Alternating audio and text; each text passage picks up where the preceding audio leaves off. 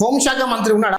ముఖ్యమంత్రి హోంశాఖ దగ్గర పెట్టుకొని ముడి కింద పెట్టుకొని ఆయనకు ఎక్కడైతే అవసరం ఉంటుందో గక్కనే వాడుతున్నాడు.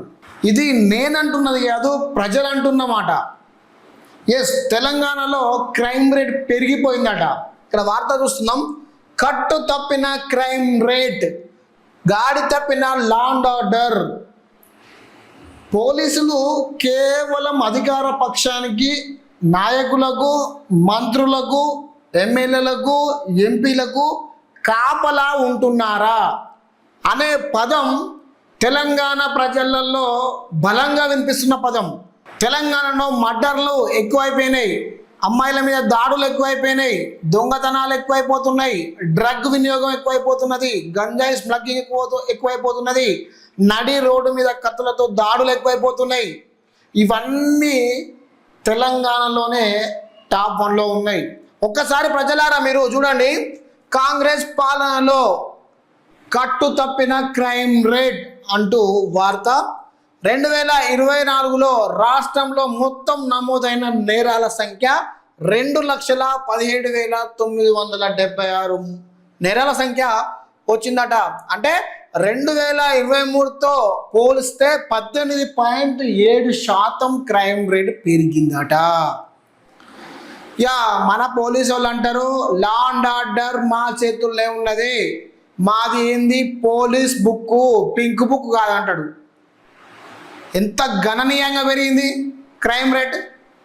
అసలు లా అండ్ ఆర్డర్ తెలంగాణలో ఉన్నదా? నాయకుల మీద ప్రశ్నిస్తే కేసులు పెట్టినంత ఈజీగా దొంగతనాలు చేసిన వాళ్ళ మీద, మర్డర్లు చేసిన వాళ్ళ మీద, మానభంగం చేసిన వాళ్ళ మీద, అమ్మాయిలను నిర్వీర్యం చేసిన వాళ్ళ మీద, డ్రగ్ సరఫరా చేసిన వాళ్ళ మీద, గంజాయి స్మగ్లింగ్ చేసిన వాళ్ళ మీద కేసులు పెడుతున్నారా? ఎందుకు పెట్టట్లేదు? ప్రశ్నించుకొని పట్టుకపోయి జైల్లో పెడుతున్నారు, కానీ ఇవన్నీ చేసే క్యాండిడేట్ల మీద మీరు కేసులు ఎందుకు పెడతలేరు? ఇది కూడా ప్రజలలో బలంగా వినిపిస్తున్న ప్రశ్న. అసలు తెలంగాణలో పోలీస్ శాఖ పతనానికి దారి తీస్తున్నారా? పోలీస్ శాఖ కరెక్ట్గానే పనిచేస్తుందా? రాజకీయ నాయకులకు తొత్తులా పనిచేస్తుందా? ఈ ప్రశ్న ప్రజలలో బలంగా వినిపిస్తున్నది. రానున్న రోజులలో కేవలం పోలీస్ శాఖ రాజకీయ నాయకులకు తొత్తులా ఉంటుంది అనే పదం బలంగా ప్రజలలో విశ్వాసాన్ని పెంచుతున్నదట. చూడండి, నేరాల రేటు 1,00,000 జనాభాకు 418.9% వస్తుందట. భయంకర నేరాల్లో పెరుగుదల 172%. ఈ దేశంలో 568.9 మన తెలంగాణలోనే ఉన్నదట. చూడగా 2023తో పోలిస్తే 2024 డ్రగ్ కేసులు పెరుగుదల 100% ఉందట. అదేవిధంగా 2023లో 1,464 కేసులు నమోదు చేస్తే 2024 నాటికి 2,734 కేసులు చేసిర్రట. 2025లో హత్యలు 771, లైంగిక దాడులు కేసులు 2,549. 2024లో రాష్ట్రంలో పెరిగిన సైబర్ నేరాలు 49% ఉందట. చూడు క్రైమ్ రేటు. యథేచ్ఛగా లూటీలు, నరి రోడ్డుపై హత్యలు, కాల్పులు, నేరాలకు కేర్ ఆఫ్ తెలంగాణ 18.7% పెరిగిన క్రైమ్ రేట్. నేటికి నిందితుల ఆచూకీ దొరకని కరీంనగర్ నగల దోపిడీ. తాజాగా రిటైర్డ్ ఐపీఎస్ భార్యను చంపిన నేపాలీ గ్యాంగ్. చిలకలగూడులో కత్తులతో పొడిచి యువకుడిపై దారుణ హత్య. నాగల్ కర్నూలులో జిల్లా బాలికపై 6 నెలలుగా లైంగిక దాడి. రాష్ట్రంలో శాంతి భద్రతపై చేతులెత్తేసిన రేవంత్ సర్కార్. భయంకరమైన నేరాల్లో 172% పెరుగుదల నమోదు. సైబర్ నేరాలలో దేశంలో నంబర్ 1 స్థానానికి తెలంగాణ. అడ్డు అదుపు లేని డ్రగ్ వినియోగం ఎన్సీఆర్జీ నివేదిక వెల్లడి. చూడండి, ఎన్సీఆర్జీ నివేదికలో 172% పెరుగుదల అయిందట. అడ్డు అదుపు లేని డ్రగ్ వినియోగం కూడా హైదరాబాద్లో జరుగుతుందట. మరి రేవంత్ అన్న సర్కార్ ఏం చేస్తుంది? పోలీస్ శాఖ ఏం చేస్తుంది? హోంశాఖ మంత్రిగా ఉన్నాడు కదా, స్ట్రిక్ట్ ఆర్డర్స్ పాస్ చేయొచ్చు కదా, ఎందుకు చేయడం లేదు? ప్రశ్నించిన వాళ్ళ మీద కేసులు పెట్టినంత ఈజీగా నేరాలు చేసిన వాళ్ళ మీద ఎందుకు పెడతలేరు? ఒక్కసారి మీరు ఈ ప్రజానికాన్ని చెప్పాలా.